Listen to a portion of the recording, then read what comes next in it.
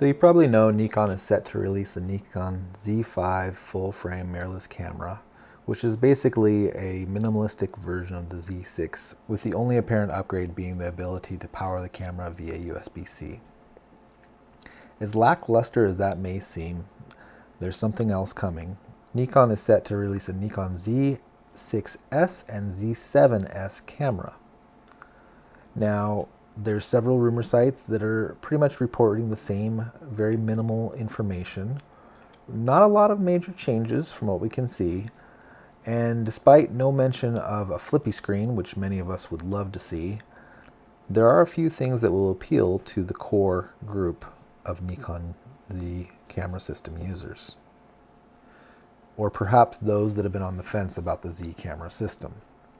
I myself was on the fence until about a year ago when I finally made the decision to buy the Nikon Z6. And it wasn't an easy decision because the Z6 honestly was not the camera I wanted. It was missing a lot of key features that I considered pretty much vital at that point.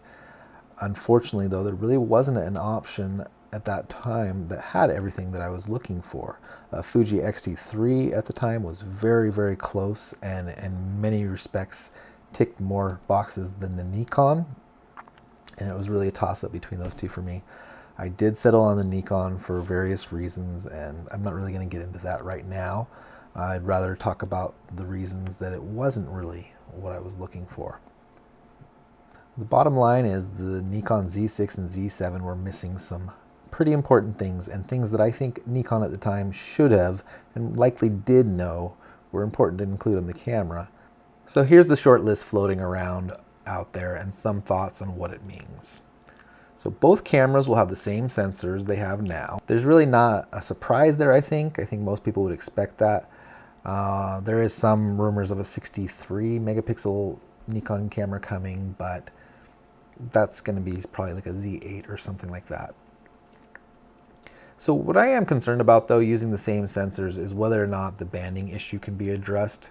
The Z6 and the Z7, as many know, are prone to banding in certain shooting conditions. Basically lines across your image, and usually it's fairly faint, but sometimes it can be fairly extreme, and it can be a bitch to get out of the image when you're doing post, depending on how bad it is.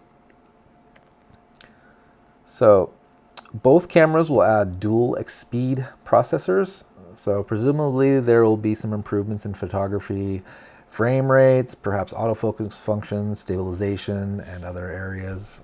The batteries will change to EL15C batteries instead of the EL15B batteries. There's some speculation that this is necessary for the next thing on the list, which is that both cameras, just like the Z5, will have the ability to power the camera through a USB port using external power banks and stuff like that. Presumably it's still USB-C. It was a mystery to me in the first place that that was left out on the Z6 and the Z7. That's two things that were really I was not happy about. It seems kind of a no-brainer. Someone might want to say that, oh, you know, maybe they wanted to sell a battery grip and that's why they didn't want to give you in-camera power via the USB-C. But I don't think that's really a valid point because Nikon didn't even release the battery grip for the Nikon Z cameras until about 18 months after the fact. And as many know, it doesn't have buttons or functionality. It kind of seemed like an afterthought for the camera system. So it really seemed kind of silly that they weren't allowing powering the camera. You can charge the battery, but you can't power it or charge it while you're actually taking photos or doing video, which limits your video shooting time a lot, you know. Both cameras will have dual memory card slots. I've seen some sites saying that they're gonna definitely both be CF Express / XQD card slots. So yeah, there's some speculation that they're just gonna be one QXD and one SD type card, and although the latter would definitely be convenient for people who care more about memory storage space than they do about file size and also price to memory storage space, because CF Express cards are unfortunately very, very expensive. So I'm inclined to believe, though, that it's going to be dual CF Express slash XQT types card slots. I just think that's the way that Nikon's moving, and it might just be optimistic on, like my optimistic nature, but I think that may be a sign if they do that, that the XQT CF Express cards are going to be coming down in price soon, because that's a hard pill to swallow. I mean, it's already something that a lot of people, they can't stomach buying one XQD type card, let alone two. So to have to buy two just to have in the camera at all times, and then of course, we all, I'm coming from a mirrorless system, a Micro Four Thirds system where I had built up quite a few SD cards. I mean, hundreds of gigabytes of SD cards. So to suddenly be on a camera system where basically I could only afford one 64 gigabyte card at the time I purchased the camera, and I still haven't purchased another, it's very limiting. And yeah, so I think, though, we are probably at that precipice where that format is going to come down in price. The people that have been jacking it up, I think we all know who it is. But yeah, it's a great physical format with great speed, but there are cheaper high-speed options out there right now, and I'll talk about that a little bit.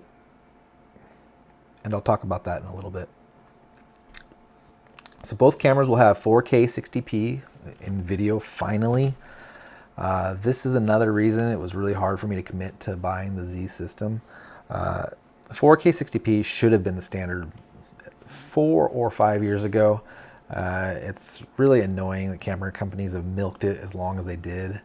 And it's really limited content in a big way for a lot of us. Pretty much outside of spending as much as you may on a car, the only option you had was Panasonic for a long time with the G9 and the GH5, GH5S. So Fuji obviously took it to a whole new level last year, including their 240 frames per second in 1080p and 60 in not just 60 frames per second in 4K, but really high bit rate and 10-bit internal. Amazing what they've done with Fuji, X-T3 and now the X-T4. I can't wait to see the Fujifilm X-H2. I think that's going to be a really interesting camera. I think we have Fuji to thank a little bit for, though, the Nikon, the Canon, and other companies right now pushing it up to 4K 60p, and some even going above that. So maybe Blackmagic and Zcam also helped a little bit there. So there's also going to be a vertical grip with button controls this time on the Z system. And presumably the buttons will be pretty much identical to the buttons you have on your regular grip area for your camera. And it's nice. This was never really a deal breaker for me, but it's nice to have that, and I know a lot of professionals, it's pretty much essential for them to have that. So I finally broke down and bought the non-button Z, I forgot the model number, PL6 or something like that, for the Z6 battery grip, just because I need that for the extended times that I shoot, and time lapses especially. And that finally arrived a couple days ago, which actually pretty much coincided exactly with when I found out about the new ZS cameras coming out. It's kind of funny, right? So for the most part, this short list, that's pretty much it, and it ticks all the boxes that were missing for me when I bought my Z6. And I imagine for a lot of others, it's also making it very tempting to maybe sell their Z6 or Z7 right now and switch over. That being said, I am really hoping there are some other nice surprises coming along with this, because it does seem a little minimalistic. It seems like stuff they should have done with a firmware update rather than making us buy a new camera. Things I would like to see if they're going to be changing to a whole new camera is that, for one, I would like to see USB-C be able to send video to an external media like USB SSDs. Sigma can do it, so Nikon, I think you can too. And while you're at it, could you do dual side-by-side USB-Cs so that you can charge and power the camera while also recording out? I think the advantage here, besides the obvious, is also if you put them directly next to each other, they actually create more support, because the USB-Cs are a little bit of a flimsy anything micro HDMI and mini HDMI, they break fairly easily. So if you put them side by side, I think you'd have a much more robust connection there. Maybe you could even make a special little adapter that just they both go in together and then you plug it. There's something I think you can do there, and I think it'd be a really smart way to go for lots of reasons. So, and also because of the price of XQDs, I mean, that maybe that's some deal you have with someone. And I hope not, though, because I think USBs, USB SSDs is the way forward. Really, it gives us endless options, and we're not limited to such a few amount of companies that create the media, and the prices are much more competitive. So let's see what else. Oh yeah, so I'm also hoping to see much higher frame rates in 1080p, at least 240 frames per second, and maybe you could be original and give us something like 1440p at 100 frames per second. For me personally, 1440p is that it's just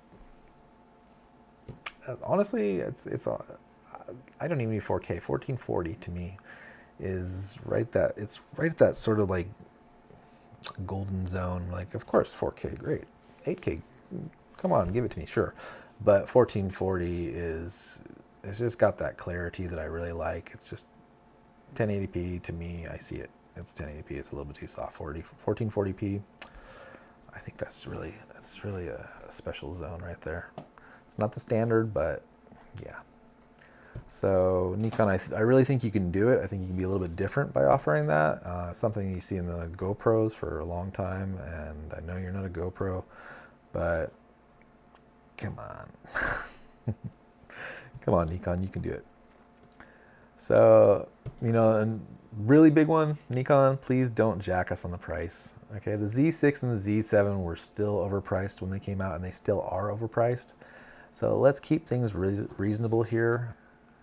There was a fake little economic bubble. I think most of us knew it was bullshit, and now that bridge to nowhere is just nowhere to be seen. Let's not pretend it's there. You're releasing the camera that we hoped the Z6 and the Z7 would be, finally, and we are your core group, and we already spent so much of our money on lenses and the camera that we can basically only afford to eat oatmeal for breakfast, lunch, and dinner now. Seriously. So don't pull a Canon, don't pull a Sony, release the camera at the price that we can actually afford, so we can survive maybe on 2 bowls of oatmeal a little while we recuperate the cost. But that's it. That's pretty much, we can't afford a $4,000 camera, $3,000 camera. Anyways, don't jack us on the price, please. And people don't take good photos when they're malnourished or when they're sleep deprived. So that's the list, and that's my personal feelings about the wholehearted goodness of oatmeal. No, that's my personal list about what I think the camera system should be offering, and I think there's a lot more that could be said there, but those are really the basics of what should be in it. I don't think they should. I don't know.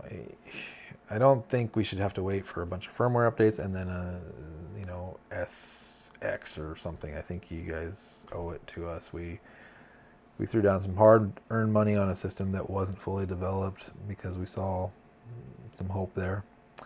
So meet us somewhere there in the middle.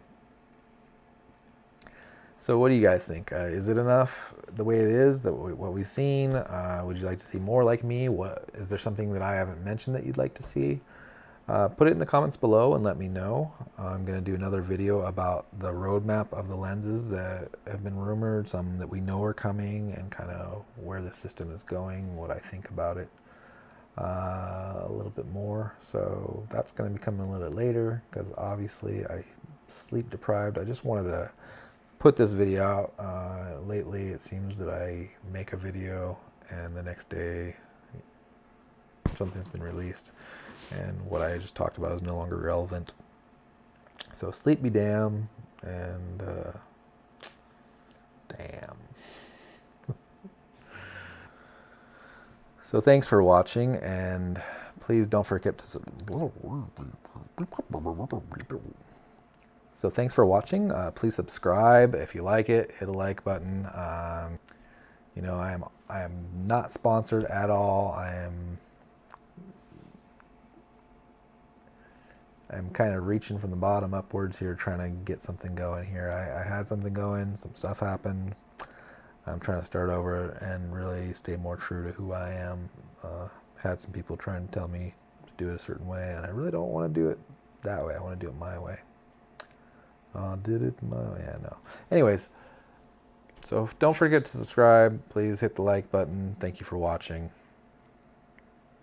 Yeah.